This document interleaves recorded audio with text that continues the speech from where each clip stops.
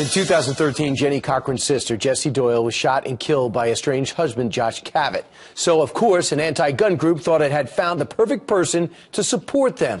But boy, were they mistaken when they gave Jenny a call. Listen. If you felt comfortable doing so, sharing your story so other people would understand why we strengthen our gun laws. I'm pretty versed about the bill, and I'm actually very against it.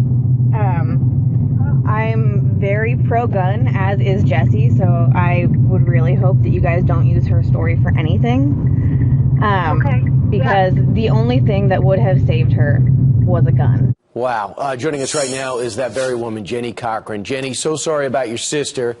Obviously, you're never going to get over that, but you are taking action almost in her name. Why was it important for you to be pro-gun, not anti-gun, in that call right there? Because the only thing that would have saved her was if she would have had a gun. There's no way that the police would have gotten there in time had she just dialed 911. I mean, he's a felon. He's going to have a gun. And the only thing that would have leveled it out was if she had one, too. If the laws were abided by, he wouldn't have had a gun, correct?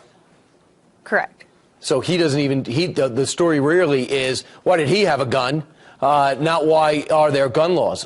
Just enforce the gun laws, and he doesn't kill your sister. Right. I mean, it was already illegal for him to have a gun. And he was a felon. Felons aren't going to be like, oh, there's a background check, I'm not going to have one. They're going to get them. There's a black market out there, and they're always going to have them. Of course, he with a Nazi sticker, a Nazi tattoo on his face, said he had a head injury from an accident, and he doesn't even remember what happened. Bottom line, he's got life in prison, and your sister's not around. You said in her memory, you would make sure that this story isn't used to be anti-gun. Why was that important? Because I don't want them to take what happened with my sister and use it to make more victims, because that's exactly what they're going to do. Is when they push for more gun laws, they're creating a society of victims.